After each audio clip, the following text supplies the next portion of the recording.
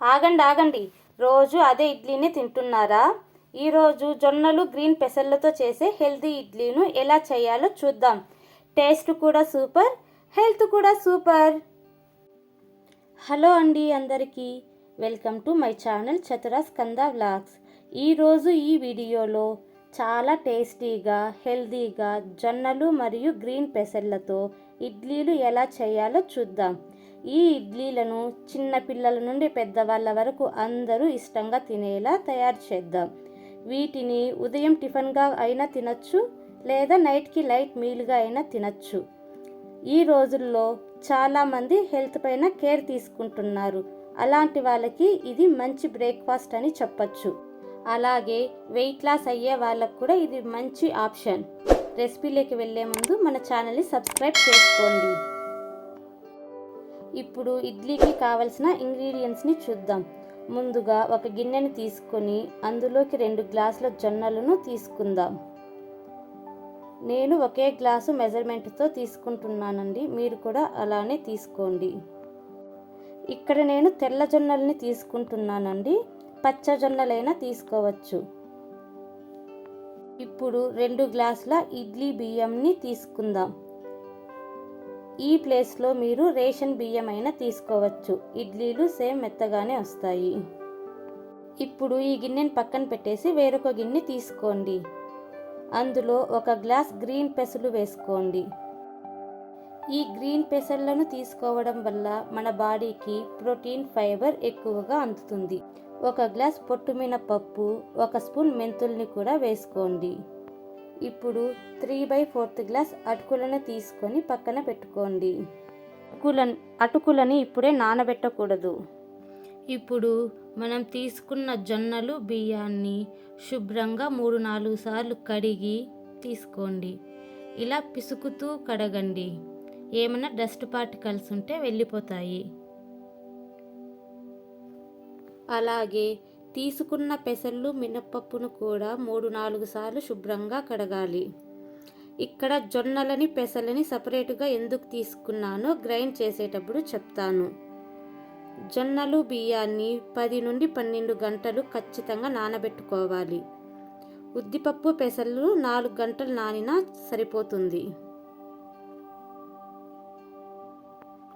ఇప్పుడు రెండిటిని పక్కన పెట్టి నాననివ్వండి. వీటిని నేను మార్నింగ్ 8కి కడిగి నానబెట్టుకుంటున్నా. ఈవినింగ్ వరకు నాననిద్దాం. ఇప్పుడు ఈవినింగ్ 7 o'clock అయ్యిందండి. గ్రైండ్ చేసుకుందాం.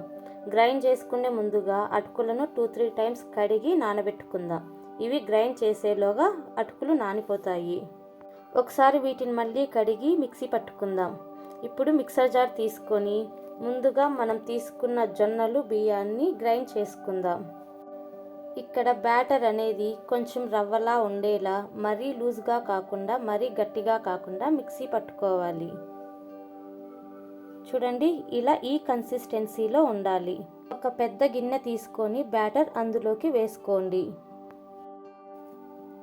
ఇప్పుడు పెసలు, ఉద్దిపప్పును కూడా ఒకసారి కడిగి మిక్సీ పట్టుకుందాం. ఇక్కడ నేను జొన్నలు బియ్యం సపరేటుగా, పెసలు ఉద్దిపప్పు సపరేటుగా ఎందుకు తీసుకున్నానంటే జొన్నలు బియ్యం రవ్వలాగా గ్రైండ్ చేసుకోవాలి. ఈ ఉద్దిపప్పు పెసలు అనేది చాలా సాఫ్ట్గా గ్రైండ్ చేసుకోవాలండి, అందుకే సపరేట్గా తీసుకున్నా. ఇలా మిక్సీ పట్టిందంతా ఒక గిన్నెలోకి తీసుకున్న తర్వాత అంతా ఒకసారి మిక్స్ చేసుకుందాం. కింద నుండి పై వరకు కలిసేలా అంతా బాగా కలుపుకుందాం. అంతా బాగా కలుపుకున్న తర్వాత ఒక గిన్నె తీసుకొని మార్నింగ్ బ్రేక్ఫాస్ట్కి ఎంత పిండి అయితే పడుతుందో అంతా తీసుకోండి. మిగిలినది ఫ్రిడ్జ్లో పెట్టండి. ఇలా చేత్తో ఒకసారి కలుపుకోండి. పిండి బాగా పులుస్తుంది. ఇప్పుడు దీన్ని 8 నుండి 10 గంటల వరకు లేదా నైట్ అంతా పులవనిద్దాం. క్లైమేట్ చల్లగా ఉంటే ఇంకాస్త సమయం పడుతుందండి పులిసేకి. ఇప్పుడు మూత పెట్టుకొని నైట్ అంతా పులవనిద్దాం. నెక్స్ట్ డే మార్నింగ్ చూడండి, పిండి బాగా పులిసింది. పిండి ఎంత బాగా పులిస్తే ఇడ్లీలు అంత సాఫ్ట్గా వస్తాయి. ఇప్పుడు అంతా ఒకసారి కలుపుకొని మీ టేస్ట్కు సరిపడా సాల్ట్ వేసుకోండి. ఇక్కడ సోడా ఏమీ వేయట్లేదండి. సోడా వేయకపోయినా ఇడ్లీలు మెత్తగానే వస్తాయి. ఉప్పు వేశాక అంతా ఒకసారి బాగా కలుపుకుందాం. ఇప్పుడు ఇడ్లీల ప్లేట్లను తీసుకొని కొద్దిగా ఆయిల్ స్ప్రెడ్ చేసుకోండి.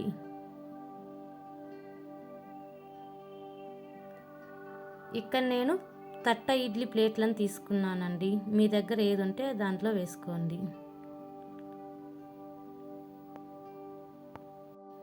బ్యాటర్ ఫుల్గా కాకుండా సగం ఖాళీ ఉంచి వేసుకోండి.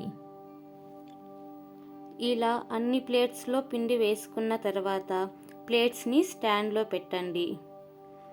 ఇప్పుడు మరుగుతున్న నీళ్ళల్లో ఈ స్టాండ్ని పెట్టి క్లోజ్ చేయండి. ఇప్పుడు వీటిని 12 నుండి 15 నిమిషాలు ఉడకనిద్దాం. ఇడ్లీలు ఉడికేలోగా చట్నీ ప్రిపేర్ చేసుకుందాం. ముందుగా మిక్సర్ జార్ తీసుకొని 4 పచ్చిమిర్చి, 6 నుండి 7 వరకు వెల్లుల్లి రెబ్బలు, గుప్పెడు శనగగింజలు వేసి కాస్త ఉప్పు వేసి గ్రైండ్ చేసుకుందాం. ఇలా బరకగా గ్రైండ్ చేసిన తర్వాత కొద్దిగా చింతపండు వేసి కొద్దిగా వాటర్ వేసి మళ్ళీ మిక్సీ పట్టుకుందాం.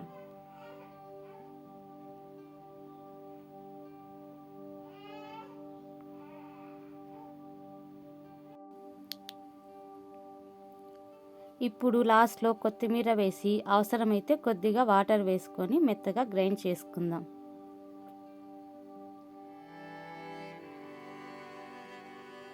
చట్నీ కూడా రెడీ అయిపోయిందండి. ఇప్పుడు గిన్నె తీసుకొని ఈ చట్నీని అందులోకి వేసుకొని తగినన్ని నీళ్లు పోసుకొని కలుపుకుందాం. ఇప్పుడు పోపు వేసుకొని పక్కన పెట్టుకోండి. నేను ముందే ప్రిపేర్ చేసి పెట్టుకున్నానండి సాంబారు. చట్నీ అయ్యేలోపు ఇడ్లీ కూడా అయిపోయింది. ఇప్పుడు వెంటనే కాకుండా 2 నిమిషాలు అలానే పెట్టేసి తర్వాత తీయండి. ఇలా చేయడం వల్ల ఇడ్లీలు ప్లేట్కి అంటుకోకుండా వస్తాయి. చూడండి ఎంత బాగా ఊడొచ్చిందో. ఇడ్లీ కూడా చాలా సాఫ్ట్గా స్పాంజీగా వచ్చింది. ఇంతేనండి, ఎంతో టేస్టీ అండ్ హెల్దీ అయిన జొన్న పెసల ఇడ్లీ రెడీ అయ్యింది. ఇప్పుడు సర్వింగ్ ప్లేట్ తీసుకొని ఇడ్లీ పెట్టి దానిపైన ఇడ్లీ పొడి, 1 స్పూన్ నెయ్యి వేసి సాంబారు పల్లీ చట్నీతో కలిపి ఒక్క ముద్ద తిన్నారంటే ఇంటి రుచి ప్లస్ ఆరోగ్యం రెండిటిని ఒకేసారి ఆస్వాదిస్తారు. మీరు కూడా ఒకసారి ఈ జొన్న ఇడ్లీని ఇంట్లో తప్పకుండా ట్రై చేయండి. ట్రై చేసి ఎలా వచ్చిందో కామెంట్ చేయండి. అలాగే ఈ వీడియో నచ్చితే లైక్ చేసి మీ ఫ్రెండ్స్ అండ్ ఫ్యామిలీకి షేర్ చేయండి. ఇంకా ఇలాంటి హెల్తీ రెసిపీస్ కోసం మన ఛానల్ని సబ్స్క్రైబ్ చేసుకోండి. Thank you for watching.